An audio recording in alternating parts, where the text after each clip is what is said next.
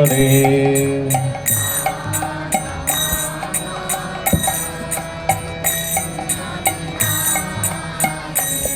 Jaya Radha Madhava Kunja Bihari.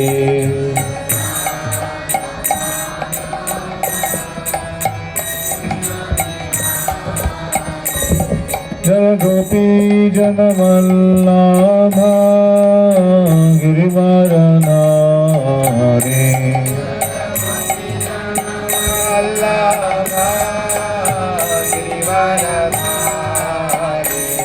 Jaya Gopi Janavallabha Girivaranari. Jaya Gopi Janavallabha Girivaranari. Yashodanandana Braja Janaranjana. Yashodanandana Braja Janaranjana. Yashodanandana Braja Janaranjana. Yashodanandana Braja Janaranjana. Yashodanandana Braja Janaranjana. Yashodanandana Braja Janaranjana. Yamuna Tira Manachari. Yamuna Tira Yamuna Tira Manachari. Yamuna Tira Manachari. Jaya Radha Madhava Kunja Bihari. Jaya Radha Madhava Kunja Bihari. Jaya Radha Madhava Kunja Bihari. Jaya Radha Madhava Kunja Bihari. Hare Krishna Krishna Krishna Hare Hare. Hare Rama Rama Rama Hare Hare. Hare Krishna Krishna Krishna Hare Hare. Hare Rama Rama Hare Hare. Hare Krishna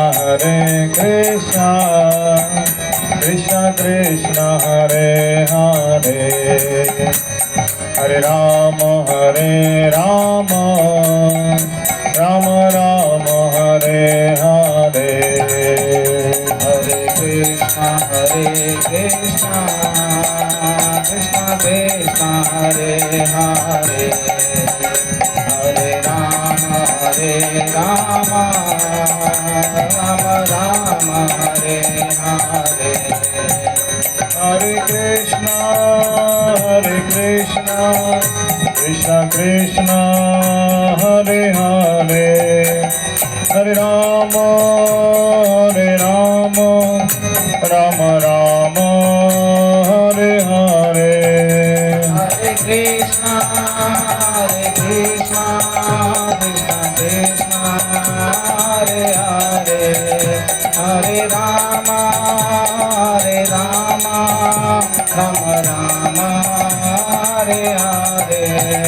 Jaya Radha Govinda Radhe. Jaya Radha Govinda Radhe. Jaya Gauranitai Jaya Gauranitai. Jaya Gauranitai Jaya Gauranitai. Prabhupada Jaya Prabhupada. Jaya Prabhupada Jaya Prabhupada. Nitai Gaur Hari Mol Hari Mol Nitai गौर हरि बोल गौर हरि बोल हरि बोल हरि बोल गौर हरि बोल। श्री हरिनाम संकीर्तन की जय। श्रील प्रभुपाद की जय। अनंत कोटि वैष्णव भक्तवृंद की जय। हरे कृष्णा। पण मंगलाचरणला प्रारंभ करू। 1 तास वेळ, 9 वाजलेत। 1 तास। ओम नमो भगवते वासुदेवाय।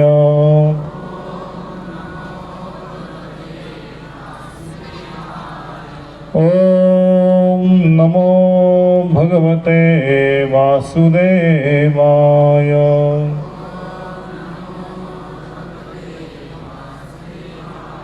ओम नमो भगवते वासुदेवाय।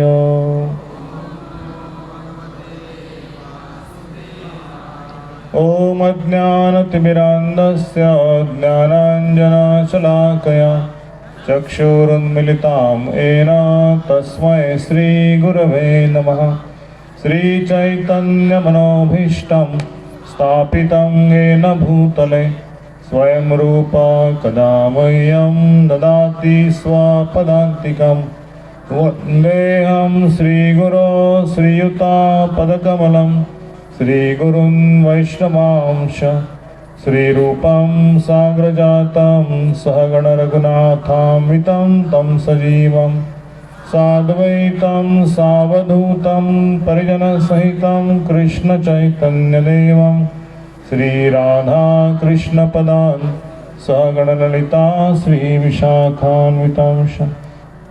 नमः ॐ विष्णुपदाय कृष्णपृष्ठाय भूतले श्रीमते भक्तिवेदान्त स्वामी इति नामिने। नमस्ते सारस्वती देवे गौरवाणी प्रचारिणे निर्विशेष शून्यवादी पाश्चात्यदेशतारिणे। वाञ्छाकल्पतरुभ्यश्च कृपा सिन्धुभ्येव च पतितानां पावनेभ्यो वैष्णवेभ्यो नमो नमः। नमो महावदन्याय कृष्ण प्रेम प्रदायते कृष्णाय कृष्णचैतन्य नामिने गौरकृष्णे नमः। पंचतत्वात्मकं कृष्णं भक्तरूपस्वरूपकं भक्तावतारं भक्ताख्यं नमामि भक्तशक्तिकं। हे कृष्ण करुणा सिंधो दीनबन्धु जगत्पते गोपेश गोपिकान्त राधाकान्त नमोस्तुते। तप्तकाञ्चन गौरांगी श्रीराधे वृन्दावनेश्वरी वृषभानुसुते देवी प्रणमामि हरिप्रिये। जय श्री कृष्ण चैतन्य प्रभु नित्यानंद श्री अद्वैत गदाधर श्रीवासादि गौरभक्तवृंद। हरे कृष्णा कृष्णा कृष्णा हरे हरे हरे राम राम राम हरे हरे। हरे कृष्णा कृष्णा कृष्णा हरे हरे हरे राम राम राम हरे हरे। हरे कृष्णा कृष्णा कृष्णा हरे हरे हरे राम राम हरे हरे। मूकं करोति वाचालं पङ्गुलङ्घयति गिरिं यत्कृपातमं वन्दे श्रीगुरुनारायणं परमानन्दमाधवं श्रीचैतन्येश्वरम्। आजच्या गौर पौर्णिमा महामहोत्सवानिमित्त जमलेल्या सर्व भक्तांचे मी हृदयपूर्वक स्वागत करतो आणि खास करून इस्कॉन सातारा कमिटीतील सर्व वरिष्ठ वैष्णवगण यांच्या चरणी प्रणाम करतो, नतमस्तक होतो आणि सगळ्यांच्या आशीर्वादाची अभिलाषा करतो जेणेकरून गौरांग महाप्रभूंचं मी माझ्या शुद्धीकरणासाठी योग्य प्रकारे वर्णन करू शकेल आणि त्याचबरोबर सगळ्यांना या भगवद्गीतेचा जो महाप्रसाद आहे, भगवंताची कृपा ती लाभू शकेल। तर माझं सौभाग्य आहे की श्रीमान वैष्णव प्रभू, श्रीमान वरुत्ता प्रभू, श्रीमान विपिन बिहारी प्रभू यांनी या ठिकाणी मला गौर पौर्णिमेनिमित्त बोलवलं आणि भगवंताची कथा करण्याची एक संधी दिली. ते प्रभूजींचा फार फार आभारी आहे.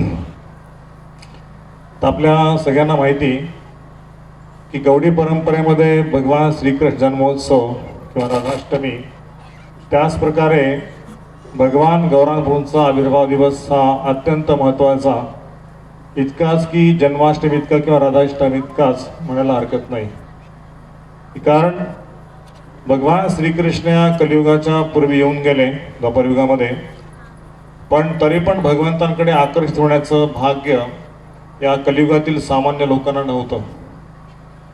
आणि भगवान श्रीकृष्णांना दया आली की मी तर ज्ञान सांगितलंय, भगवंता सांगितली, पण लोक आचरणात कसे आणतील, आणि त्यांना आचरण आणण्यासाठी मी स्वतः एक्झाम्पल किंवा उदाहरण म्हणून गेलं पाहिजे, आणि जेणेकरून हे लोक गीतेचं आचरण करू शकतील. आदिलीलेच्या 4थ्या अध्यायामध्ये कृष्णदास कविराज गोस्वामी वर्णन करताना म्हणतात की माझी जेवढी कुवत आहे, जसं एखादा पक्षी आकाशामध्ये आकाशात उंच उंच भरारी घेतो, काही पक्षी कमी उंचीवरती, त्याच्यापेक्षा जास्त उंचीवरती, असे पक्ष्यांचे विविध स्तर असतात.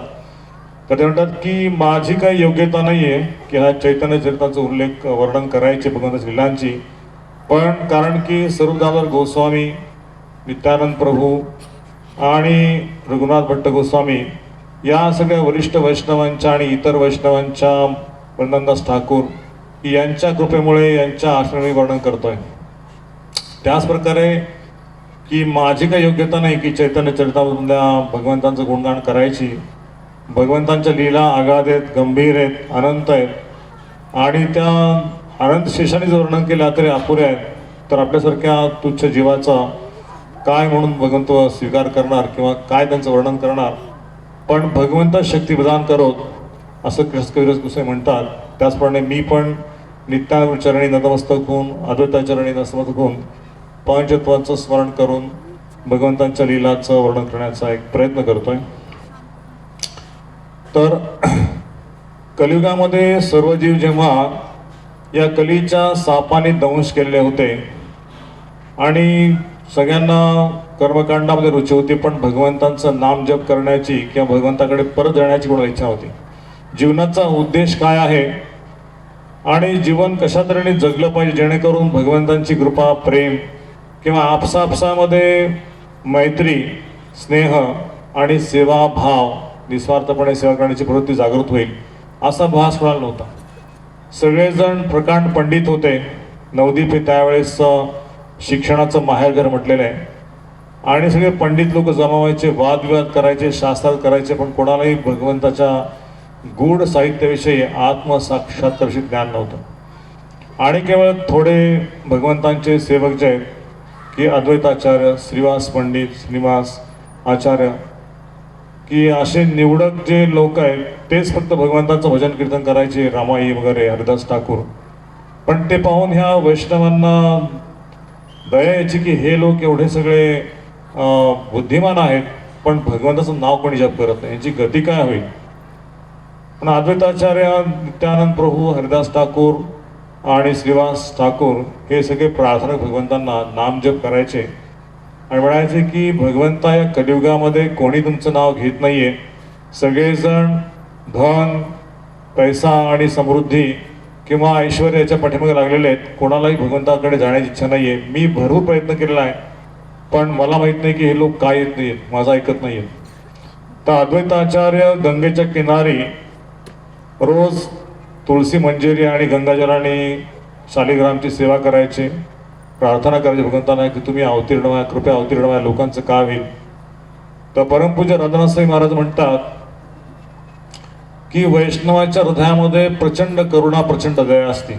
इतर जीवांची अवस्था पाहून त्यांना नेहमी असं वाटतं की हे लोक चुकीच्या मार्गाने चाललेले आहेत, त्यांना जर हा आनंद मिळाला भक्तीचा तर निश्चितपणे ते परम सुखी होतील आणि ह्या जगात वारंवार या जन्मचक्रामध्ये दुःख भोगणार नाही. तर त्यांच्याशी तळमळ, कळकळ पाहून पण यांना काही वाटत नव्हतं की ह्या वैष्णव आपल्यासाठी करतायत. आजही तीच गती आहे. थोडीफार बदलली असेल, पण अद्वैताचरणी प्रार्थना केल्यानंतर ती प्रार्थना अद्वैताचा हुंकार गर्जना सिंहासारखी होती. आणि ते गोलोक वृंदावनामध्ये भगवान श्रीकृष्ण राधाराणीच्या हृदयामध्ये यमुना त्यांच्या मनामध्ये त्या गर्जनेचा प्रवेश झाला आणि म्हणतायत की मला माझे भक्त खाली बोलवत आहेत, काय ठाऊक की कलियुगामध्ये लोक भगवंताचं स्मरण करत नाही आहेत, त्यांना माझी आवश्यकता आहे आणि मला जायला पाहिजे. तर कृष्णास कविराज गोसाई म्हणतात की भगवंतांच्या अवतरणाचे 3 बाह्य कारण आणि 3 अंतरंग कारण. तर द्वारकेमध्ये जेव्हा रुक्मिणीसोबत भगवान श्रीकृष्ण बसले होते त्याच चर्चा रस्ते म्हणाले की तुम्ही राधाराणीचं नाव एवढं घेता, राधा राधा राधा, झोपले तरी राधाचं नाव चालू असतं. सगळ्या महिषी आहेत तिथे 16,108 कन्या राण्या आहेत, पण कुणाचं नाव येत नाही, पण राधाचं नाव नेहमी तुमच्या मुखामध्ये असतं. तर हे राधा काय आहे, राधेचं आकर्षण काय आहे. तर तितक्यात नारद मुनी खाली ब्रह्मांडात विचरण करून आले, म्हणाले की भगवंता मी ह्या सगळ्या ब्रह्मांडामध्ये विचरण केलेलं आहे, पण कोणी तुमचं नाव घेत नाही. मी प्रयत्न केला पण मला यश आलेलं नाही. नारद मुनी नेहमी हसायचे, पण आज दुःखी अवस्थेत डोळ्यातनं अश्रू येत आहेत आणि मुखामध्ये नारायणाचं नाव नाही आहे. नाही तर नारायण नारायण नारायण असं नारायणचं गर्जना चालू असते, पण यावेळेस मात्र नारद मुनी रडत रडत आले, हसतच नाही आले. म्हणजे नारदा काय झालं, तुम्ही नेहमी आनंदी असायचे, आज तुमच्या हृदयामध्ये एवढा प्रचंड आणि हे दुःखाचं कारण काय, हे शोक. ते म्हणाले की भगवान की मी प्रयत्न केलेला आहे ब्रह्मांडामध्ये पण कोणी तुमचं नाव घेत नाही, तर माझी विनंती की तुम्ही ह्या कलियुगामध्ये अवतीर्ण व्हा आणि सर्व लोकांना या प्रेम भक्तीचा किंवा भगवतीचा मार्ग शिकवा. आणि रुक्मिणीचं चाललेल्या ठिकाणी रुक्मिणी विचारते की राधेवर तुमचं एवढं प्रेम काय. तर तत्काळ भगवान श्रीकृष्ण की राधाराणीचा भाव त्यांची अंगकांती धारण करून गौरांग महाप्रभूंच्या वेशामध्ये प्रकट झाले आणि नारदांना द्वारकेमध्ये पहिलं दर्शन दिलं. तर भगवंतांनी संन्यास घेतलेला आहे, हातामध्ये दंडकमंडलू आहेत, मुंडन केलेलं आहे, सॅफ्रॉन भोगी वस्त्र आहेत. आणि ज्या क्षणी नारद दर्शन झालं, नारद मुनी गाऊ लागले, हसू लागले, थैथया नाचू लागले आणि त्यांचं भान हरपलं आणि म्हणाले की ही वार्ता मला सगळीकडे सांगितली पाहिजे की गौरांग महाप्रभूंच्या रूपामध्ये भगवान श्रीकृष्ण या कलियुगामध्ये अवतीर्ण होणार आहेत. आणि भगवान श्रीकृष्ण ते रूप विड्रॉ केलं. नारद मुनी इथून निघून गेले आणि ते गेले शिवलोकामध्ये, ब्रह्मलोकामध्ये, देवलोकामध्ये. आणि सगळीकडे जाऊन सांगतायत की अरे तुम्हाला माहिती का ब्रह्माजी ऐका की भगवान श्रीकृष्ण गौरांग महाप्रभूंच्या रूपात अवतरण होणार आहेत. आणि त्यांनी नारदांनी थोडासा लक्ष्मीकडनं प्रसाद प्राप्त केलेला होता आणि तो प्रसाद खाऊन त्यांची अजून एक्स्टॅसी वाढली होती. ब्रह्माजींनी नारदांना पाहायला म्हणाले की एवढे आनंदी, एवढे उत्कट भावामध्ये ही काय गोष्ट आहे. ते म्हणाले तुम्हाला अवतीर्ण व्हायचे, सगळे देवतांना विनंती करा आणि देवता लोक सगळे अवतार घेऊन कलियुगामध्ये प्रकट व्हा. तर ब्रह्माजी हर ठाकूरच्या रूपामध्ये आले, शिवजी पण आदत्ताचार्यांच्या रूपामध्ये खाली ऑलरेडी आहेत. आणि शिवजींनी तो महाप्रसाद म्हणाले की अरे तुझ्या हाताला काय लागले, तू काय एवढा नाचतोयस. आणि त्यांच्या हाताचा महाप्रसाद थोडासा राहिला होता, 1-2 शीतं ती खाल्ली. शिवजीचं भान हरपलं. शिवजी पण इतके प्रचंड म्हणजे नाचू लागले विभान होऊन की त्यांचा संयम सुटला आणि असं वाटलं लागलं की ब्रह्मांडामध्ये काहीतरी हाहाकार होणार आहे. पार्वतींना चूप करते की अहो काय झालं, तुम्ही एवढे का नाचताय. त्याचा आवाज जात नाही शिवजींकडे, पार्वती काय म्हणते. शिवजींनी एवढ्या जोरात बमरुवाचा सुरुवात केली, ओंकार गर्जना सुरू केल्या, भगवंताचं नामजप सुरू केला आणि पार्वतीला शेवटी ओरडा लागायला लागलं की हे भगवान शिव महादेव देवादिदेव चूप व्हा, नाहीतर आता तुम्ही रागातील आणि तुमचे फार झालं नाटक. म्हणजे काय झालं सांगा, लवकर सांगा, नाहीतर मी क्रोधित होईल तुमच्यावरती. आणि पार्वतीकडे पाहिले, खरंच क्रोधित झालेली. आणि शिवजींचं भान पुन्हा आलं आणि म्हणाले की पार्वतीला सांगू का की नारदांनी मला महाप्रसाद दिला भगवंतांचा आणि त्याच्यामुळे माझं भान हरपलेलं आहे आणि भगवान श्रीकृष्ण कलियुगामध्ये अवतीर्ण होणारची वार्ता मला कळालेली आणि त्याच्या आनंदापोटी माझं हे नृत्य चालू आहे. तू कशाला विघ्नामध्ये आणलं. म्हणाले की तुझी अर्धांगिनी आहे मी आणि तुम्ही एकट्याने महाप्रसाद कसा काय खाल्ला. म्हणाले की अगं थोडाच दिला होता, 1-2 शीतं होती आणि तो मी साधन केलेलं आहे, आता माझ्याकडे काहीच नाही. मला ते काही माहीत नाही, मला महाप्रसाद पाहिजे. आणि म्हणून पार्वतीने अनुष्ठान केलं. साधारणतः 12 वर्ष असं म्हटलंय की पार्वती काही खाल्ली नाही आणि तप करत बसली विष्णूंना प्रसन्न करण्यासाठी. विष्णू त्या ठिकाणी प्रकट झाले, म्हणाले की पार्वती तुझ्यावरती प्रसन्न आहे, तुला काय पाहिजे सांग. म्हणाले शिवजींना तुम्ही महाप्रसाद दिला, नारदांना दिला, सगळ्यांना दिला आणि मला का दिला नाही? मला पण महाप्रसाद पाहिजे. म्हणाले महाप्रसाद तुला मी देईन. म्हणाले महाप्रसाद मला नाही, माझी एक अट आहे. म्हटले काय अट आहे? की केवळ मला नाही पण ह्या जगातील सर्व योनींना तुमचा महाप्रसाद खाऊन त्यांचा उद्धार झाला पाहिजे. मग तो चांडाळ असेल, कुत्रा असेल, नास्तिक असेल, पखंडी असेल, कोणी पण असेल नका, पण त्याने जर महाप्रसाद खाल्ला तर त्याला पण त्याचा उद्धार करण्याचं सामर्थ्य त्याच्यामध्ये पाहिजे. तर तुम्ही महाप्रसाद मला द्या. पार्वतीला महाप्रसाद दिला आणि तथास्तु म्हटले, तुझी इच्छा पूर्ण होईल.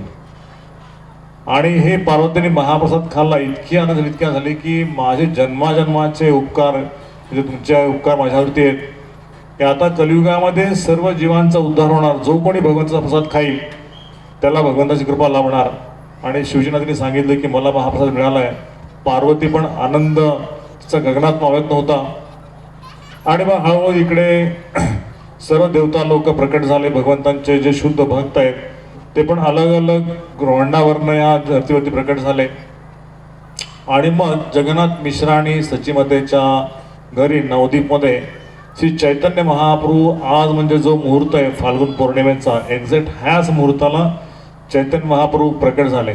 6:48 मिनिटाचा मुहूर्त होता. त्यावेळेस जे मुहूर्त असेल 6:35 असेल, 6:40 असेल, पण चंद्रग्रहणाचा समय होता आणि सगळे लोक गंगेच्या किनारी जाऊन आंघोळीला गेले होते की अशुभ समय आणि ग्रहण संपल्यानंतर आपण आंघोळ करू म्हणून गंगेमध्ये जाऊन स्नान करत होते. हरी हरीचं उच्चारण करत होते, कीर्तन करत होते, सगळ्या शुभ गोष्टी चालू होत्या. आणि त्या क्षणाला सचीमातेच्या घरामध्ये हे बालक जन्म घेतलं. जन्म घेतल्यानंतर झाडा जे नीम वृक्ष होता त्या नीम वृक्षाच्या खाली सचीमातेने या बाळाला जन्म दिला. आणि हे बालक जसं बाहेर आलं तसं त्या बालकाने रडणं चालू केलं. सगळेच बालक रडतात पण भगवंतांचं रडणं आणि आपलं रडणं फार वेगळं आहे. रडायला सुरुवात केली आणि सगळ्या महिला जमा झाल्या. म्हणाले की हे बाळ का रडतंय? सचीमाते याला काहीतरी तू नारायणाचा कवच स्तोत्र म्हण, गुरुसूक्त म्हण किंवा विष्णू सहस्रनाम कर, अनेक देवतांना आवाहन कर. पण सगळं केल्यानंतर सुद्धा या बाळाचं रडणं थांबत नव्हतं. बाळ त्याला वेगळंच पाहिजे की तुम्ही हरिनाम करत नाही. आणि कुणी म्हटले की अगं आज हरिनाम करायला पाहिजे, ग्रहण संपलेलं आहे आणि या बाळाला हरिनाम केल्याने आपण पाहूया. आणि म्हणून सगळ्यांनी हरिनामाचा जयघोष केला. हरी करू लागले, हरी हरी हरी हरी हरी. आणि हरी हरी म्हणत सगळ्यांनी जेव्हा जय जयकार केला त्यावेळेस ते बाळ शांत झालं आणि त्याच्या चेहऱ्यावरती हसू आलं, रडणं थांबलं. सगळ्या माता त्या मुलाकडे पाहत आहेत की सुंदर कमळासारखे डोळे आहेत आणि गुळगुळीत गाल आहेत, कमळासारखं त्याचं रूप आहे. सगळ्या कौतुक, किती भाग्यशाली तुझं बाळ, किती सुंदर आहे, किती हसतंय बघ, गोड दिसायला किती सुंदर आहे. आणि असं गप्पा मारतात आणि कीर्तन बंद केलं की ते बाहेर रडायला लागलं. त्याने गप्पा नाही मारायच्या, हरिनाम करायचं. आणि पुन्हा सगळ्यांनी हरिनाम सुरू केलं रडायला म्हणून. आणि पुन्हा बाळ हसू लागलं. आणि सगळ्यांना समजलं की अरे हे बाळाला कीर्तन पाहिजे. आणि मग गर्गाचार्यांना बोलवलं, म्हणलं याची कुंडली काढा आणि ह्याचं भविष्य काय ते सांगा. गर्गाचार्यांनी निलंब चक्रवर्तींनी कुंडली काढायला सांगितली आणि म्हणाले की हे बाळ नारायणाचा अंश आहे आणि हे बाळ पुढे चालून सगळ्या जगाचा उद्धार करणार. आणि हा बुद्धिवान आहेच आहे, मेधावी आहे, कीर्तिवान आहे, गुणवान आहे. सर्व लोकांमध्ये तो सर्वश्रेष्ठ सर्व घरलोकांची स्तुती होईल आणि तुझं बाळ या जगामध्ये सगळ्यांचा उद्धार करेल, प्रचार करेल. मग त्यासमोर 3 गोष्टी ठेवल्या, सोनं ठेवलं, पुस्तक ठेवलं आणि चांदी वगैरे पैसे वगैरे ठेवले. पण त्या वेळाने श्रीमद भागवताला हात लावला. म्हणले पाहिलीस का, याला याच्यात रुची नाही आहे, धनामध्ये रुची नाही आहे, ऐश्वर्यात सोन्यामध्ये रुची नाही, याला भागवतामध्ये रुची आहे, हे भागवताचा प्रचार करणार आहे. मी असं करत त्याचं भविष्य वर्तवलं. इकडे जगन्नाथ मिश्रा आणि सचीमाता इतके खुश झाले, इतके खुश झाले होते. कारण पहिली 8 कन्यांचा देहांत झाला होता जन्म झाल्यानंतर. आणि एक मुलगा झाला त्यानंतर विश्वरूप थोडा मोठा झाला होता आणि नंतर हे बाळ झालं होतं. पण ते विश्वरूप सुद्धा घर सोडून निघून जाण्याच्या बेतात होता. तो पण हरिभक्तीमध्ये रममाण होता. आणि मग या बाळावरती अनेक लोकांनी जसं गर्भधान संस्कार, नंतर जातकर्म संस्कार, अन्नप्राशन संस्कार असे अनेक संस्कार केले आणि त्या बाळाला सगळ्यांनी आशीर्वाद दिले. निमय हळूहळू रांगायला लागले, घरामध्ये खेळू लागले आईच्या हातावरती, अनेक गोपिकांच्या हातावरती. आणि घरामध्ये रांगत असताना अंगणात आले अचानक नजर चुकून, आणि अंगणात त्यांनी एक साप बघितला आणि त्या सापाच्या अंगावर जाऊन बसले आणि सापावरती खेळू लागले ते सापाशी. मग ते आई शक्ती की अरे माझं बाळक कुठे गेलं, माझं बाळक कुठे गेलं, आणि बघ तिथं काय अंगणामध्ये एका सापाच्या अंगावरती बालक आहे आणि तिथं बिंदासपणे ते खेळत आहे. आणि त्या सापाने आपला फणा काढला होता आणि भगवान चरणाला तो स्पर्श करणार होता. आणि सची मातेचं हृदय राहवलं नाही आणि ती बेशुद्ध होऊन कोलमडली. ज्या क्षणी पाहिलं बालकाला त्या ठिकाणी बेशुद्ध झाली, ओरडली जोरात, निमाय निमाय निमाय, कोणीतरी वाचवा निमाईला. आणि सगळ्या स्त्रिया झाले, काय झालं काय झालं. मला पाहिलंस का, हे बाळ ह्या सापाच्या विळख्यामध्ये आहे. आणि बेशुद्ध झाली. निमाई त्या सापाशी खेळत खेळत त्या विळख्यातनं बाहेर निघाला. साप पण दर्शन करून परत निघून गेला. तर वृंदावनदास ठाकूर म्हणतात की साक्षात अनंत शेष जे आहेत, बलरामाचे विस्तार आहेत ना, बलरामजीच आहेत, ते त्या बाळात दर्शन करण्यासाठी तिच्या अंगणात आले होते. आणि त्या बाळाला पण बलराम दर्शन पाहिजे होतं म्हणून त्याच्या अंगावरती खेळले आणि त्याच्या खेळून पुन्हा निघून गेले ते बालक. म्हणाले की या बालकाला काही भीती की नाही, त्या सापाच्या विळख्यामध्ये सापडलेला आहे आणि सहज सुटून पण परत आलेला आहे, त्याला काही वाटलंच नाही, रडत नाही आहे, काही नाही. आणि असे दिवस संपत आले, त्याचा खेळ चालू होता. तर गंगेच्या किनारी जायचा कधी थोडासा मोठा झाला आणि त्याला शाळेत घातलं. एकदा त्याच्या दारावरती 2 चोर आले, त्याच्या अंगावरचे ज्वेलरी वगैरे पाहून म्हणाले की किती सुंदर बालक आहे, ह्याचं आपण काय करूया, सोनं सगळं अंगातले ज्वेलरी सगळं लुटून नेऊया. त्याला गोडगोड बोलायचं आणि त्याला खाऊ देतो म्हणायचं, त्याला अंगावर उचलायचं आणि आपण आपल्या ठिकाणी घेऊन जाऊ आणि त्या सगळं सोनं काढून त्याला फेकून देऊ कुठतरी. आणि ते 2 आले, बघितले घरात कोणी नाही आहे, इकडे तिकडे. त्या बालकाला उचललं, म्हणले की अरे बाळका, तुला मी शोधतो, कुठे गेला होतास, तुला मी खाऊ आणलेला आहे. आणि असं, चल आपण जाऊया आणि तुला मी खाऊ देतो. त्याला उचललं, त्याचे पापे घेतले आणि उचलून घेऊन फिरतायत. कित्येक काळ फिरत फिरत राहिले. म्हणले आपल्याला ते ठिकाण सापडतच नाही कुठे आपलं घर. आणि भगवंतांच्या योगमायेने त्या चोरांचं जे बुद्धी आहे ते भ्रमित केली होती आणि ते फिरत फिरत फिरत इतके तास फिरले, परत आले निमाईच्या घराजवळ.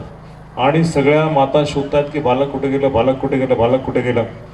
तर पाहतायत की अरे बालक हे 2 लोक दिसत आहेत, ते विचित्र लोक आहेत, पण या बालकाला इथं सोडून दिलेलं आहे आणि ते लोक निघून गेलेले आहेत. आणि की अरे निमाई तुला किती शोधतो, तुला काही वाटतं की नाही, कुठे जाऊन बसला होता. म्हणाले मी फिरून आलो, ते लोक मला घेऊन गेले आणि मी त्याच्यावर गेलो होतो.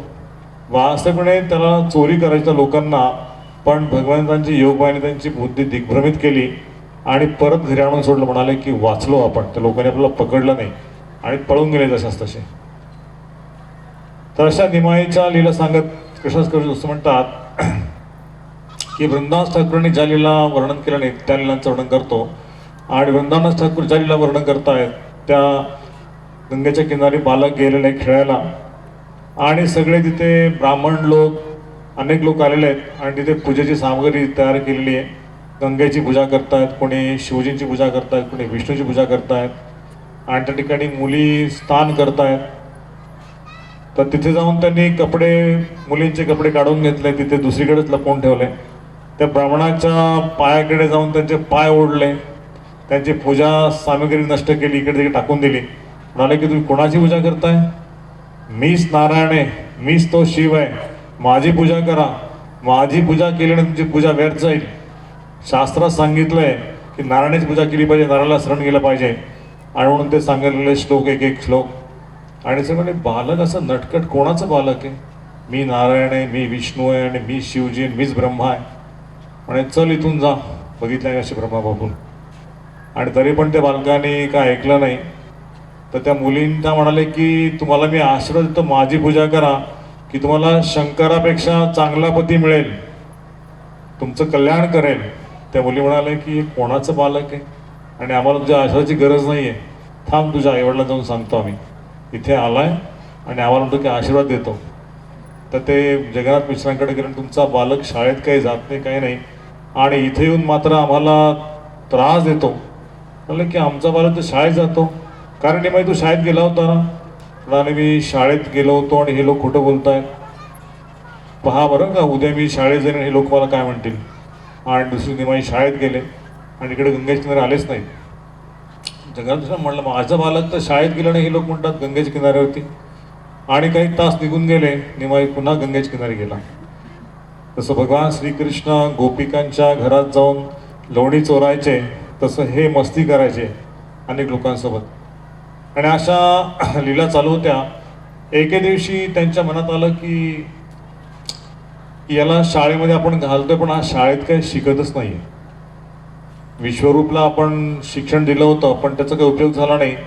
आणि अद्वैताचार्यांनी त्याला दुसरंच शास्त्रार्थ करून त्याला संन्यासी बनवलं आणि तो निघून गेला.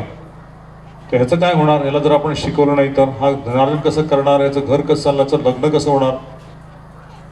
सचिमाता म्हणाले की तुम्ही याला शाळेतनं काढू नका. म्हणजे शाळेत घातलं तर शाळेत शिकत नाही, मस्ती करतो, काय उपयोगाचं शाळेत जाऊन? पण नाही याचं लग्न कसं होईल? तर जगन्नाथ मिश्र म्हणाले की अगं तसं काही नसतं. शिक्षित असो अशिक्षित असो, भगवंत सगळ्याचं नियोजन करतात. त्याला धन मिळतं, त्याला पत्नी मिळते, त्याला घर होतं, त्याला मुलं होतात. ते काही कोणाच्या हातामध्ये नाही आहे की शिक्षण झालं तरच त्याचं लग्न होईल. आणि तू काही चिंता करू नको, त्याची चिंता नारायणाला आहे. दोघांचं असं वर्णन चालू होतं आणि निमाई सगळं ऐकतायत. निमाई इतके बुद्धिमान होते की नवद्वीपमध्ये कोणी जरी असा बुद्धिमान व्यक्ती आला त्याच्याशी शास्त्रार्थ करणार, त्याला हरवून टाकणार. आणि काही लोक म्हणायचे की तुमच्या बालकाला काही कळत नाही आहे, कोणाशी वादविवाद करायचा कोणाशी नाही. हे ब्राह्मण लोकांशी पण तो वादविवाद करतो, त्याच्यापेक्षा वरिष्ठ आहेत, ते गुरु समान आहेत. पण चैतन्य महाप्रभूंना दाखवायचं होतं की तुमचं ज्ञान जे आहे ना ते काल्पनिक ज्ञान आहे आणि खरं ज्ञान तुम्हाला मी सांगतोय, तुम्हाला का पटत नाही. शाळेमध्ये अनेक विद्यार्थी यायचे, त्यांच्याशी एक एक श्लोक सांगायचे, त्याचा अर्थ सांगायचे. कोणाचे हा अर्थ नाही तो अर्थ, तू सांगायचा अर्थ, असं म्हणून सगळ्यांना ते भ्रमित करून सोडायचे की एका श्लोकाचे 10 अर्थ सांगायचे. तूच एक अर्थ सांगतोय, पुन्हा दुसरा सांगतो की हा नाही तो अर्थ आहे, तो नाही असा अर्थ आहे. एवढी बुद्धी कुठून आली या बालकाला? आणि भगवंतांना वाटलं की मी सगळ्यांना हे ज्ञान देत बसलोय, पण कोणी ज्ञान घेत नाहीये, सगळे माझी चेष्टा करतायत. आणि मला मात्र आता काहीतरी केलं पाहिजे. निमाई पंडित मोठे झाले. निमाई पंडितांनी विचार केला की मी ज्या कारणासाठी आलो होतो ते कारण काही होत नाहीये. निमाई पंडितांचे तितक्यात वडील वारले, मोठा भाऊ निघून गेला होता. त्याचं लग्न करायचं सचिमातांनी ठरवलं की याचं लग्न करून त्याला घरात बसवलं म्हणजे तो कुठे हलणार नाही. लक्ष्मीप्रियाशी इलांबर चक्रवर्तींनी लग्न ठरवलं आणि फार धुमधडाक्यामध्ये लग्न केलं. लक्ष्मीप्रिया साक्षात भगवानाची अंतरंगा शक्ती. आणि भगवान श्रीकृष्ण असं राधाराणी किंवा रामजी सीतेशी आदानप्रदान करतायत, तसे काही दिवस त्यांनी स्नेह केला. पण त्यांचं काही संसारात मन लागत नव्हतं. म्हणाले की मी ह्या लोकांना शिकवायला आलं, पण तेच लोक मला शिकवत आहेत, माझं कोणी ऐकत नाहीये. आणि म्हणून मला ह्या संसाराचा त्याग करून मला संन्यास घेतला पाहिजे. लक्ष्मीप्रियाला सर्पदंशाला आणि विष्णुप्रियाला आणि ती सगळी त्याग केली. पुन्हा दुसरं लग्न केलं. बुद्धिमान खाननी लग्न करून सगळी व्यवस्था केली आणि ती पत्नी राहिली त्यांच्यासोबत, पण तिला कळत नव्हतं की हे संसारात काही लक्ष नाही ह्यांचं. आणि जगन्नाथ मिश्र निघून गेलेले आहेत, तर आईला वाटलं की हा सगळ्यांना सांभाळ करण्यासाठी आता हा विश्वंभर नाव दिलेलं आहे. विश्वंभर आहे, गौरांग आहे, निमाई आहे आणि हा सगळ्यांचं कल्याण करेल. पण ह्याच्यामध्ये दुसरंच चाललेलं आहे. म्हणजे ज्यांचा उद्धार करण्यासाठी आलेलं आहे तेच लोक माझा उपहास करतायत आणि त्यांची परमगती होण्यापेक्षा ते दुर्गती होतील, नरकात जातील, त्याचा मला भीती आहे. आणि म्हणून मी जर भगवी वस्त्र घातली आणि संन्यास घेतला तर ह्या लोकांचं कल्याण होईल आणि माझ्या इथे येण्याचं खरं सार्थक होईल. म्हणून ते एकदा सचिमातेला म्हणाले की माता मला ह्या संसारामध्ये राहायचं नाही आहे, मला संन्यास घ्यायचा आहे. कुठं फास्ट फॉरवर्ड केलं, संन्यास घ्यायचा आहे मला. आणि ते म्हणाले संन्यास? आणि असा संन्यास शब्द ऐकला तिच्या डोळ्यातनं टपटप टपटप अश्रू गळू लागले. पायाखालची जमीन निघावी, आकाश त्याच्या डोक्यावरती कोसळावं आणि भान हरवून जावं तशी ती धास्कन खाली पडली. तिला समजत होतं की हा काय म्हणतोय. म्हणे तुझं लग्न झालेलं आहे, मी एकुलती एक, मला कोणी आचरे नाही आहे, आणि तू संन्यास घेण्याचा विचार करतोयस, माझं सांभाळ कोण करणार. तर आईला शुद्धीवर आणलं थोड्या वेळानंतर आणि शांत राहिले थोड्या वेळ. विष्णुप्रियाकडे गेले, म्हणाले की विष्णुप्रिया मी संन्यास घेणार आहे. ते म्हणाले की संन्यास, तुम्ही माझ्याशी लग्न केलेलं आणि लग्न कशाला केलं, संन्यास घ्यायचा असेल तर तुला माहिती नाही आहे की तू कोण आहेस आणि मी कोण आहे. मग त्यांनी सांगितलं की त्रेतायुगामध्ये मी भगवान रामचंद्र म्हणून अवतरित झालो आणि त्यावेळेस तू माझी पत्नी सीता होतीस. मी जेव्हा कृष्ण तू राधाराणी होतीस आणि माझ्या अशा अनेक अवतार झालेले आहेत. मी वामनदेव होतो, अदितीचा पुत्र, आणि या युगामध्ये माझं एकमेव कार्य आहे की ह्या कलियुगातल्या पतित लोकांचा उद्धार करणं.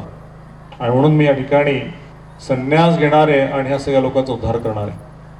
विष्णुप्रियांची समजूत काढली. विष्णुप्रियांनी ते मान्य केलं आणि विष्णुप्रियाला म्हणाले की माझ्या आणि माझ्या विग्रहामध्ये काहीच फरक नाही आहे. विष्णुप्रियाला आपल्या हृदयातनं एक भगवंतांचा विग्रह निर्माण केला आणि तिला म्हणाले की ह्या विग्रहाशी तू बोल, यांना प्रसाद खाऊ घाल आणि तुला असं फिलिंग होईल की तुझ्यासोबतच मी आहे. सचीमातेला सांगितलं. सचीमातेचं काही डोकं चालत नव्हतं. ती दिवस रात्र अशी झोपली नाही, काही नाही, दरवाजाच्या चौकटी बसून राहिली. चैतन्य महाप्रभू अद्वैताचार्याकडे गेले, गदाधर पंडितांकडे गेले, नित्यानंदकडे गेले, मुकुंदकडे गेले, चंद्रशेखरकडे गेले आणि म्हणाले की मला संन्यास घ्यायचा, तुम्ही मला आशीर्वाद द्या.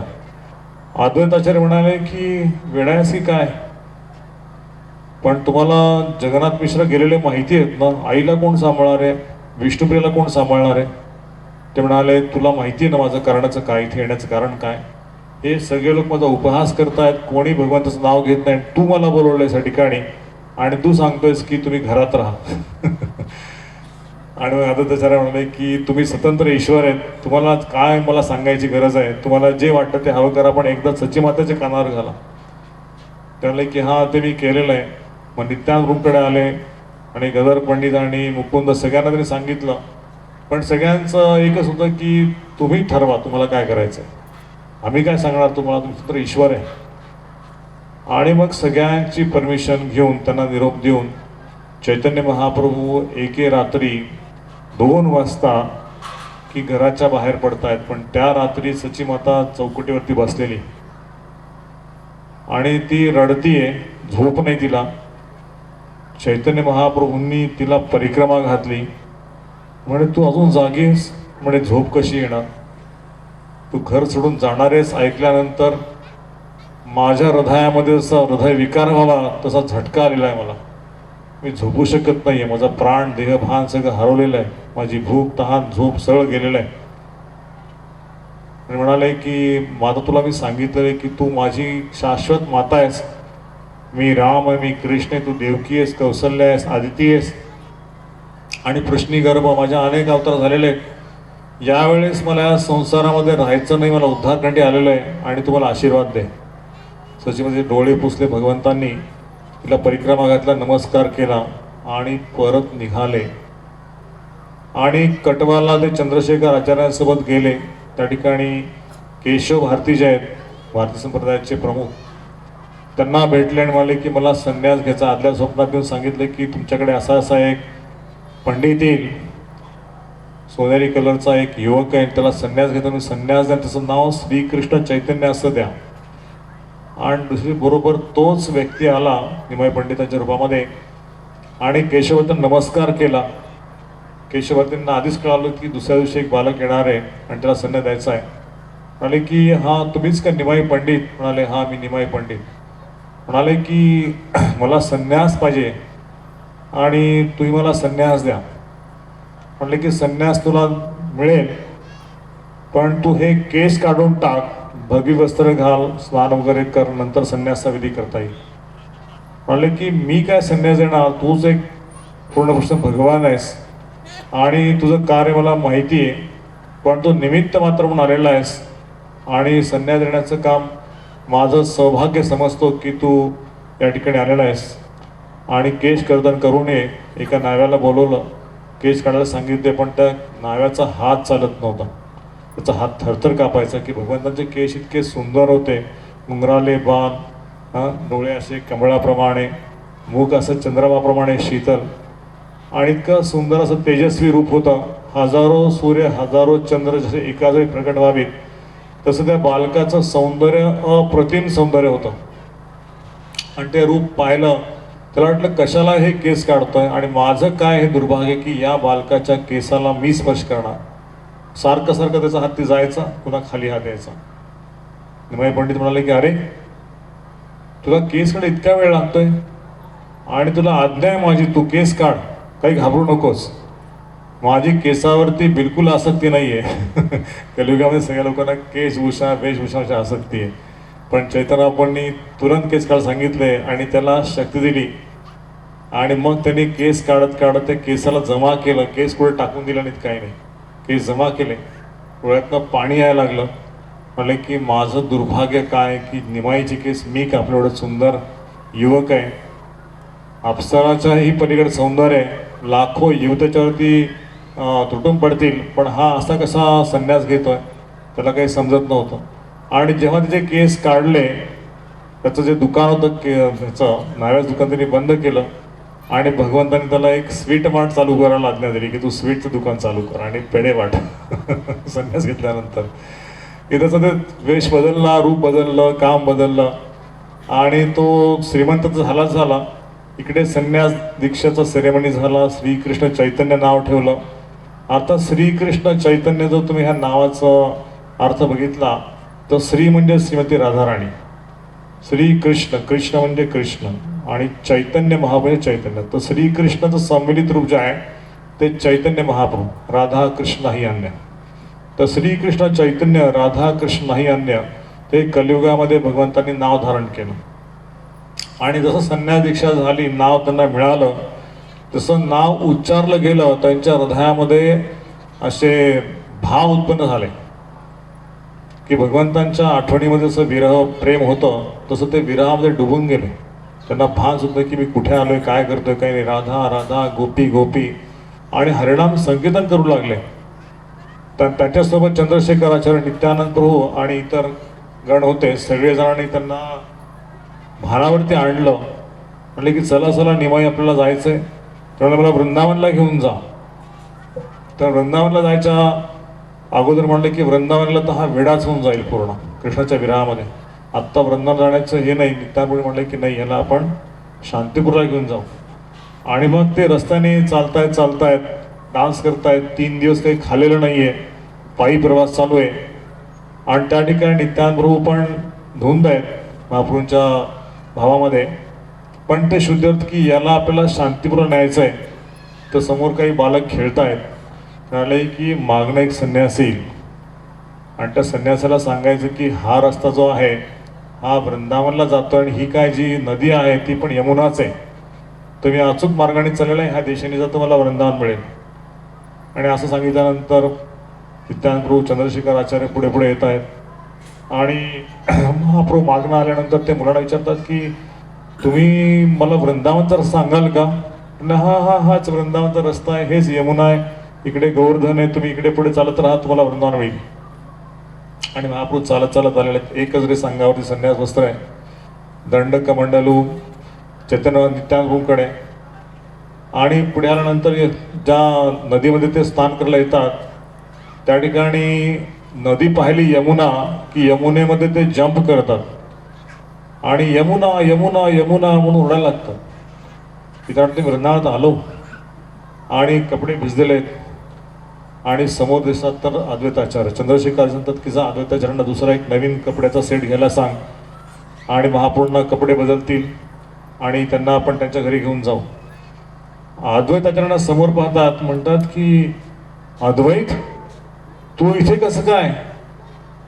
अरे मी वृंदावनला आहे ना. म्हणतात नाही, तुम्ही वृंदावनला नाही आहे, तुम्ही शांतीपूरला आहे.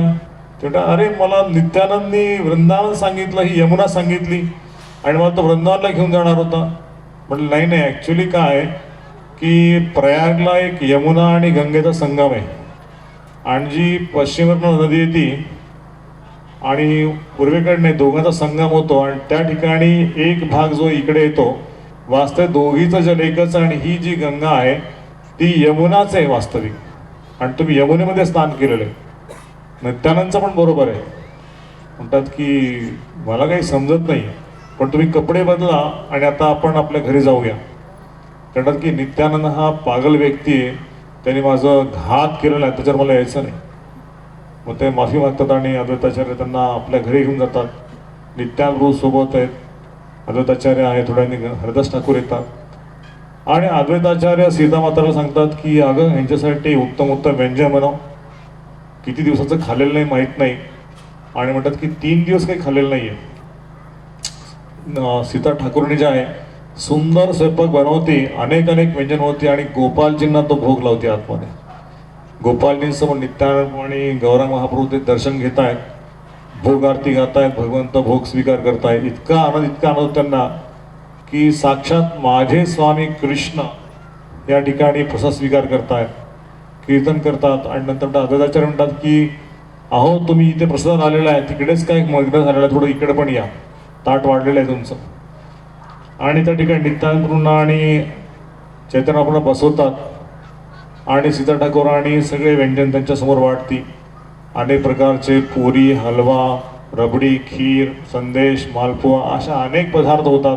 अनेक प्रकारचे भात, अनेक प्रकारची खीर, अनेक प्रकारचे संदेश आणि महाप्रभूंना हे खाऊ घालतात. नित्यानंद पण स्वीकार करतायत आणि दारात बसलेले हरिदास ठाकूर पाहतायत की महाप्रभू अतिशय प्रेमाने खात आहेत. आणि दोघांचा प्रसाद सांगतात. हरिदास ठाकूर म्हणतात की तुम्ही पण प्रसाद घ्या ना, पण हरिदास ठाकूर म्हणतात की नाही नाही, आधी माझ्या स्वामींचं पोट भरू दे, त्यांचा प्रसाद देताना जे मला आनंद होतोय, मला अजून काही खायची इच्छा नाही. स्वतःच्या हाताने हरिदास ठाकूरांना महाप्रभू प्लेट देतात, म्हणतात तुम्ही आता प्रसाद घेतलाच पाहिजे. आणि हरिदास ठाकूरांना खाऊ घालतात प्रसाद. आणि प्रसाद दिला संपल्यानंतर म्हणतात की तुमचे नवदीपवासी वाट बघताय, तुमच्या विरहामध्ये त्यांनी अन्न पाणी सोडलेलं आहे, तुम्हाला त्यांना भेटायला जायची वाटत नाही का? म्हणे अरे चल चल नवदीपवासींना भेटायचं आहे, सचीमातेला भेटायचं आहे. आणि मग ते नवदीपमध्ये येत आहेत आणि नवदीपमध्ये आल्यानंतर कीर्तन जे सुरू होतं की सगळ्यांना भेटून हरिनाम संकीर्तन करतात, प्रत्येकाच्या गळ्याला पडतात, सगळ्यांच्या चरणजवळ आपल्या मस्तकाला लावतात. म्हणजे की तुम्ह्या सगळ्या वैष्णवांच्या कृपेने मी संन्यास धारण केलेला आहे, पण माझा एकमेव उद्देश आहे की ह्या नवदीपमधल्या पाखंडी, नास्तिक, चांडाळ जो कोणी असेल त्याला मला भक्त बनवायचं आहे. आणि वास्तविकमध्ये जेव्हा पहिलं हरिनाम संकीर्तन होतं नवदीपमध्ये, तर सगळी जे लोक दरवाजे खिडक्या बंद करणारे असतात, त्यांचं कीर्तन ऐकत नसतात, ते वास्तविक सगळेजण त्यांच्या कीर्तनाने प्रभावित होतात आणि हजारो संख्येने अनेक लोक कीर्तन सहभागी होतात. तर तेव्हा नित्यानंदांना कळतं की अरे वास्तविक माझा येण्याचा उद्देश सफल होत आहे. जी लोक पहिले काही ऐकायचे नाहीत ते आता कमीत कमी हरिनाम ऐकतायत. आता त्यांना मी थोडंसं शास्त्र ज्ञान देईल, त्यांचा उद्धार करेल. पण त्या ठिकाणी चांद काजी नावाचा एक मुसलमान राजा असतो, यवन राजा, आणि तो पाहतो की हजारो वैष्णव एकत्र येऊन कीर्तन करतायत. त्यावेळेस चैतन्य महाप्रभू थोड्या वेळासाठी ते प्रकट नव्हते. त्यावेळेस चांद काजींनी मुसलमानांना सांगितलं, यवनांना, की अरे हे हिंदू लोक जे कीर्तन करतायत ना, त्यांचं कीर्तन बंद झालं पाहिजे. माझ्या राज्यात हिंमत कशी काय यांची, यांनी त्यांच्या देवाचं नाव घेतलेलं आहे आणि यांची घरं, यांची मुलं, यांच्या बायका यांना पळवून लावा, यांना मारा, यांचे शरीर धडावेळे करा, यांचे वस्त्र काढून घ्या, यांचे मृदंग तोडा, तुम्हाला काय करता त्याला शिक्षा करा. इथून पुढे कोणाची हिंमत झाली नाही पाहिजे की या राज्यामध्ये त्यांच्या देवाचं नाव घ्यायचं. आणि असं म्हटल्यानंतर सगळे यवन मुसलमान एकत्र होऊन त्यांच्या तुटून पडतायत. कसा बसा जीव धोक्यात घालून कोणी पळून जात आहे. आणि महाप्रभूने सांगतोय की आज आमचा मृदंग तोडला, आम्हाला मारहाण केली आणि काजीचा या ठिकाणी फार मोठा प्रचंड दबाव आहे, आम्हाला भीती आहे की तो आमचा जीव पण घेऊ शकतो. महाप्रभू म्हणाले की असं आहे काय, त्याला माहीत नाही का भगवान श्रीकृष्ण शक्ती काय. आणि आज लोकांना सांगा की साक्षात भगवान श्रीकृष्णच्या बरोबर आहे, मृत्यूचं कारण नाही, भयाचं कारण नाही आहे. आणि चांद कधीचं घर जाळून टाकू, त्यांच्या सैनिकांची हत्या करू आणि त्याला असा दंड देऊ की त्यांनी पुढे आयुष्यामध्ये कधी वैष्णवांकडे बघितलं नाही पाहिजे. आणि सगळ्यांना सूचना द्या की आज मोठं संकीर्तन आहे, हजारो लाखोच्या संख्येने सगळ्यांनी एकत्र यायचं आहे. आणि संकीर्तनाला सगळे मृदंग, वाद्य सगळे अद्वैताचार्य एका टोळीमध्ये प्रमुख आहेत, नित्यानंद एका टोळीमध्ये, चैतन्यप्रभूंच्या, आणि हरिदास ठाकूर एका टोळीचे कीर्तनकार आहेत, श्रीवास ठाकूर एका टोळीचे कीर्तनकार आहेत, नृत्य करतायत. तिथं म्हणतात की महाप्रभू मी मात्र तुमच्याच टोळीमध्ये राहणार, मला दुसऱ्या टोळीमध्ये जायचं नाही आणि तुमचा संघ मला पाहिजे. तुमच्याविषयी मला शक्ती कशी मिळणार, मी दुसरीकडे गेलो होतं म्हणून तुमच्या टोळीत मला घ्या. आणि तिथं आपण चैतन्य एका टोळीमध्ये आहेत. आणि संकीर्तन सुद्धा रस्त्यावरती सगळे जे आतमध्ये खिडक्यादार लावून बसले असतात ते सगळे बाहेर येतात. हजारो संख्येने लोक कीर्तन करतायत, बाहेरून नृत्य करतायत महाप्रभू. आणि ते दृश्य इतकं रमणीय होतं. वृंदावनदास ठाकूर सांगतात की चैतन्य महाप्रभूंना जो कोणी पाहिला नास्तिक पाखंडी त्याच्यामध्ये प्रेम विकार प्रकट झाले. त्याला असं वाटलं की हा माझा भाग्याचा क्षण आहे की मला दर्शन होतं, यांच्यासोबतच मला राहायला पाहिजे. आणि कीर्तनात जो तो व्यक्ती येत राहिला, नाचत राहिला. असं तासन तास कीर्तन चाललं. सूर्याचा अस्त झाला, रात्र झालेली आहे, पण चंद्रमा समान चैतन्य हा प्रकट झालेले आहेत. आणि त्यांच्या प्रकाशाने ह्या लोकांचं भान हरवलं होतं की दिवस आहे की रात्र आहे. असं कीर्तन रात्रभर चालू झालं.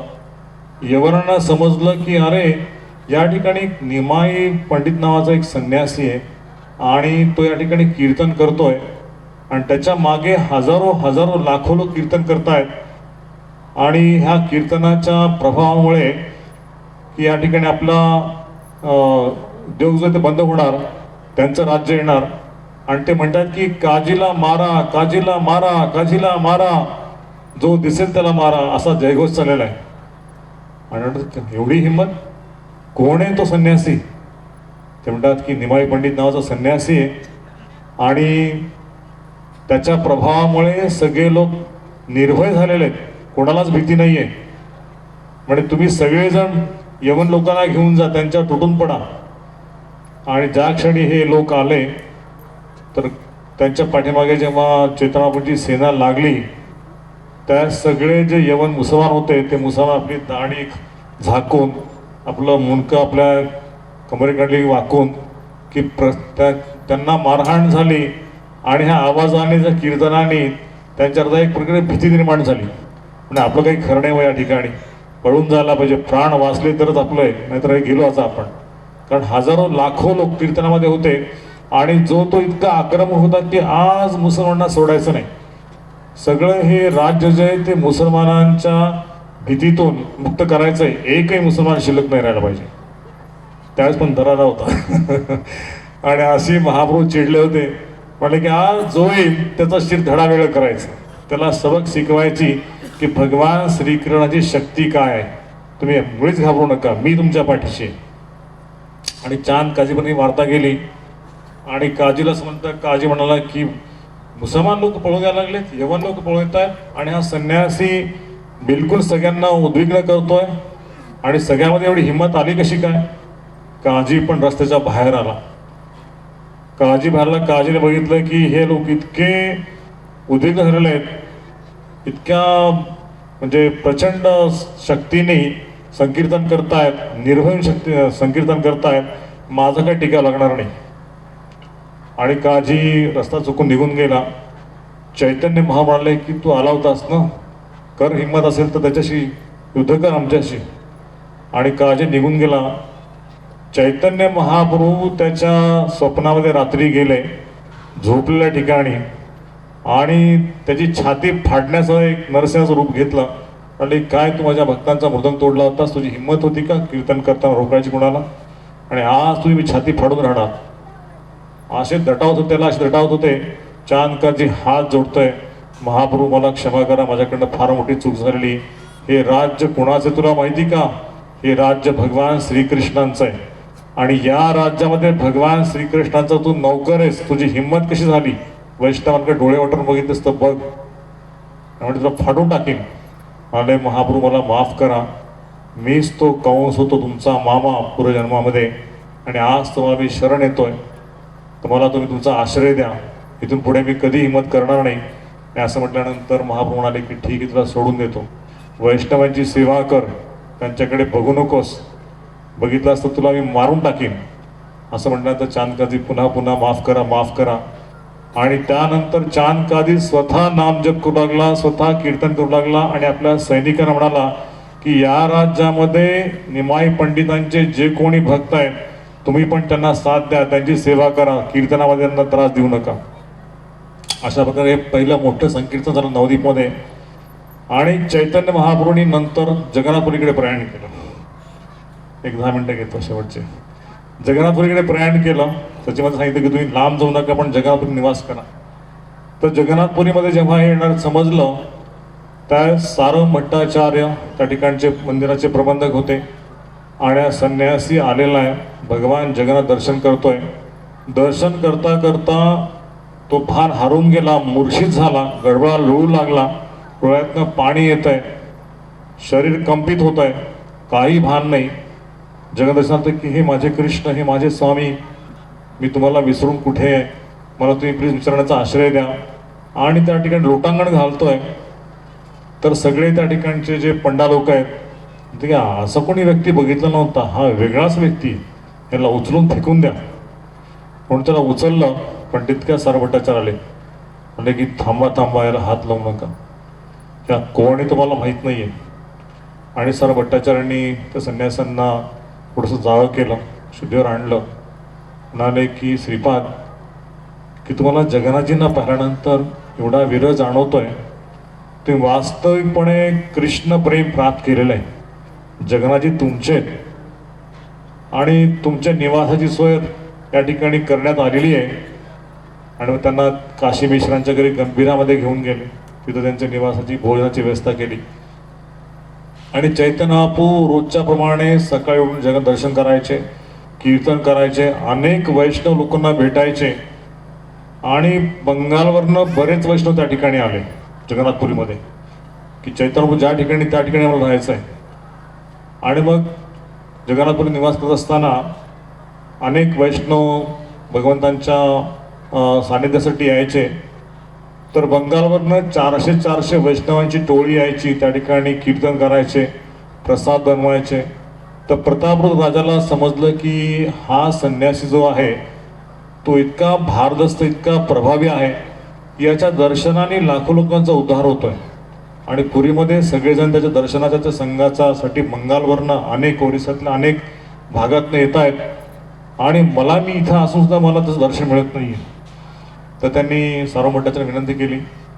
रामानंद राय, वाणीनाथ राय, गोपीनाथ पटनायक, सगळे जे भगवंत शेजारी होते, त्यांना विनंती केली की मला आहे ना की या संन्यासाचं दर्शन घ्यायचं, त्यांना माझ्या दरबारात बोलवा.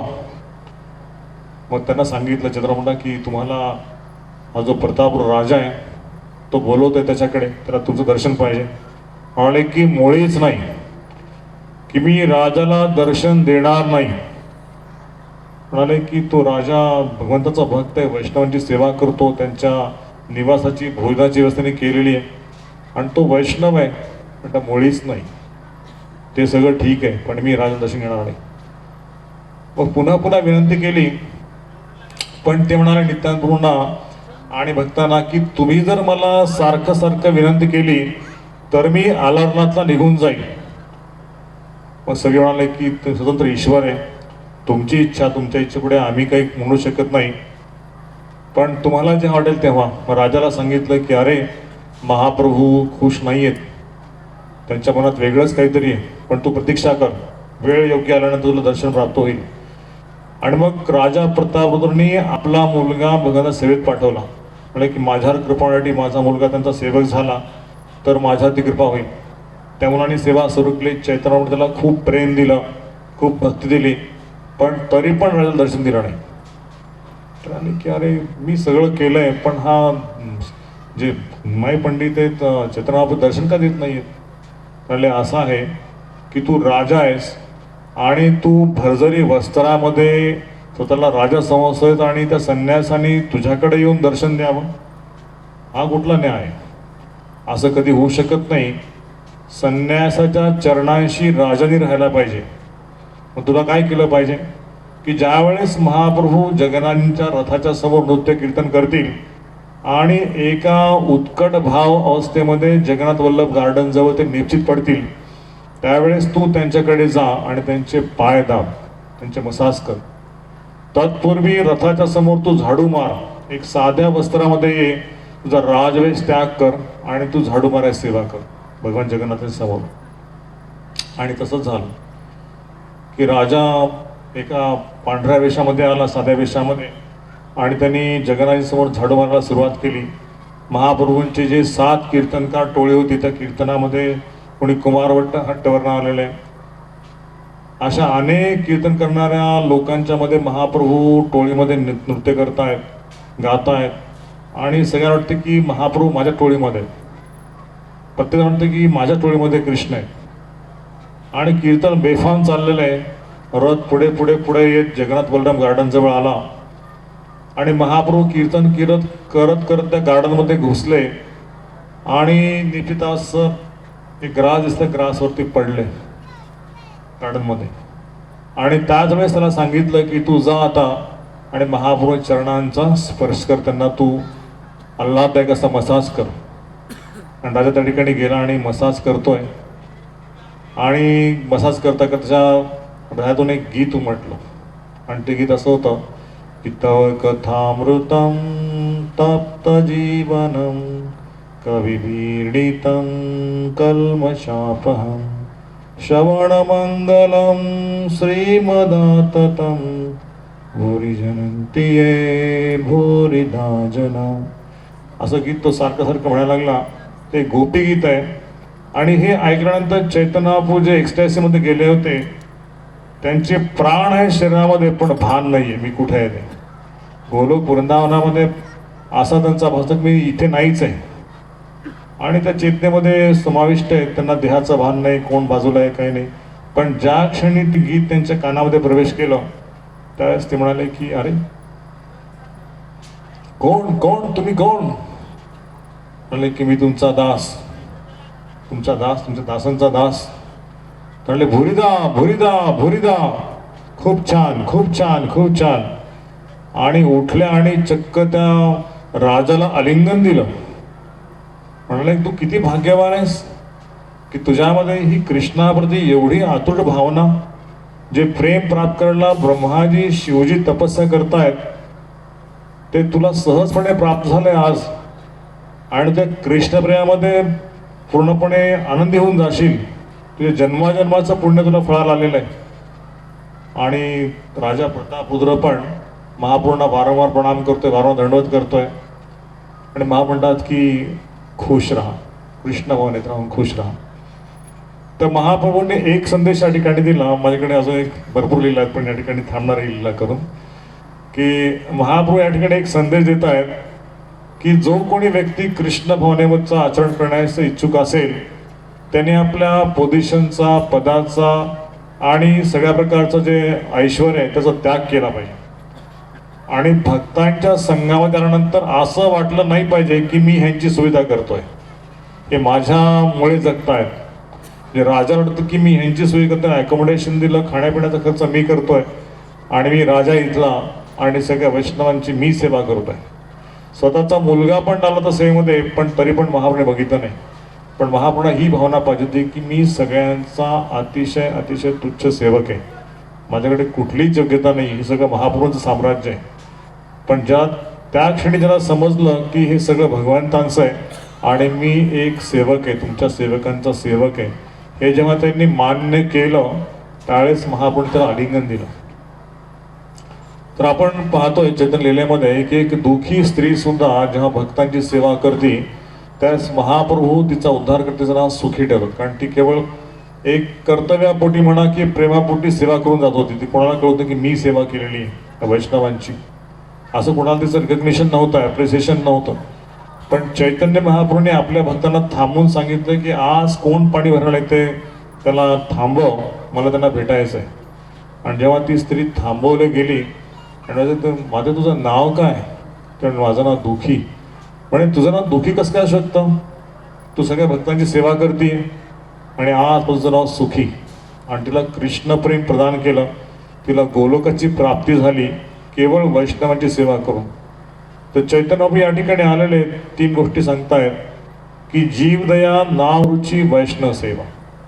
की जो कोणी या 3 गोष्टीचं पालन करेल की सगळ्या जीवांवरती कृपा कटाक्ष सेवाभाव, कोण काही म्हणलं तरी भगवान श्रीकृष्णांची इच्छा आहे आणि त्यांच्या कृपेमुळे माझं सगळं चाललेलं आहे ही भावना, आणि वैष्णवांची सेवा कुठली अपेक्षा न ठेवता, आणि मग भगवान श्रीकृष्ण त्याला नामाचा आशय देईल आणि त्या नामामुळे तो सगळ्या ह्या जे मान अपमान सुख दुःख लाभ हानी ते सगळं विसरून जाईल आणि सगळ्यांची सेवा करण्यात त्याला समाधान वाटेल की मला हे मिळालं नाही, मला ते मिळालं नाही असं वाटणार नाही. एकदा प्रभुपादांची एक शिष्या की जी पर्सनल सेक्रेटरी होती आणि कुकिंगची सेवा करायची आणि काही वरिष्ठ लोक तिची सेवा काढून घेतले. तिच्या कशामुळे कोणास ठाऊक माहीत नाही, पण ती रडायला लागली. म्हणले की मी एवढी चांगली सेवा करते पण ह्या लोकांनी माझी सेवा काढून घेतली. आणि मग ती प्रभुपादांचे एक शिष्य भगतजी म्हणून वृंदावन त्यांच्याकडे गेली. ते म्हणले तू प्रभुपादांना सांग ना, तुझे गुरु आहेत ना. म्हणले मी कसं काय सांगू, त्या वैष्णवांची निंदा होईल. नाही सांग म्हणे, आज प्रभुपाद येतील दुपारी, तू सांग. आणि ती गेली प्रभुपाद म्हणजे तुम्ही माझ्यासोबत चला. भगतजी सोबत गेली. प्रभुपाद आपल्या क्वार्टरमध्ये आहेत आणि भगतजी आले त्या ठिकाणी. भगतजींना काही कॉल आला, ते निघून गेले. माताजी एकट्या त्या ठिकाणी बसलेल्या आहेत आणि प्रभुपाद तिच्याकडे बघितले आणि प्रभुपाद बघत बघत त्या पेंटिंग जे लावलेत रूममध्ये त्या पेंटिंगकडे बघत बसले. म्हणाले की तू काही डिस्ट्रेसमध्येच मला दिसतीयस आणि तुला काही बोलायचं आहे, पण मी तुला एकच सांगतो, तृणादपि सुनीचेन तरोरपि सहिष्णुना अमानीन मानदेन कीर्तनी सदाहरी. तू तृणादपि सुनीचेनचा अवलंब कर, तो भगवंताचा आश्रय घे आणि दुसरं काहीच्या जगात सोल्युशन नाही आहे. आणि जसं तिने ऐकलं, तिने आपली कंप्लेंट सोडून दिली आणि तृणादपि सुनीचेन जे आहे त्याला काय म्हणतात की आपल्या हातावरती, आपल्या अंगावरती ज्या ज्या ठिकाणी त्याला ते करता येईल, ते असतं ना वजन करायचं, ते तिने करून टाकलं. आणि प्रभुपादाने पाहिलं की तुला मी तृणादपि सुनीचेन सांगितलंय, तू सगळ्या अंगात तृणादपि सुनीचेन लिहून टाकलं. आणि त्या दिवसापासून त्यांनी कंप्लेंट सोडून दिली, कोणाचीच कंप्लेंट नाही. म्हणजे भगवान श्रीकृष्णाची योजना आहे, माझा अहंकार, माझा मीपणा बहुतेक भगवंताला कमी करा असेल आणि म्हणून हे मला त्यांनी केलेलं आहे आणि मला नामात असं घेतला पाहिजे. आणि प्रभुपाद इतके खुश झाले. म्हणाले तू चैतन्य महाप्रभूंचा मूड, त्यांची भावना जाणलेली, तुला मी आशीर्वाद देतो की तू अशीच हमेशा राहशील. तर आपण दुःखी स्त्रीसारखं किंवा प्रभुपादांचे डिसायबल प्रभुपादांसारखं जर राहण्याचा अभ्यास केला तर मला वाटतं की चैतन्य महाप्रभू निश्चितपणे जे दुर्मिळ असं कृष्ण प्रेम आहे ते प्रदान करतील. आणि हा जो संघ आपल्याला मिळाला आहे तर चैतन्य महाप्रभू असं म्हणतात की जगामध्ये सर्व काही मिळेल पण वैष्णवांचा संघ मिळणार नाही. सगळं मिळेल तुम्हाला भौतिक जगामध्ये, पण भक्ती ही फक्त भक्तांच्या संघामध्ये मिळते.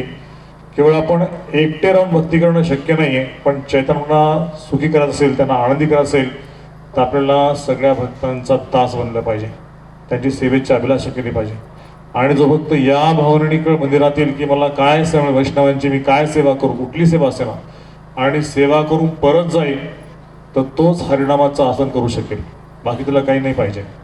तर ही भावना जी आहे तो की अप्रतिहता, ही सेवा भावना चैतन्य देण्यासाठी आलेले आहेत आणि ती आमचे गुरु महाराज श्रील प्रभुपाद सगळे आम्हाला देत आहेत.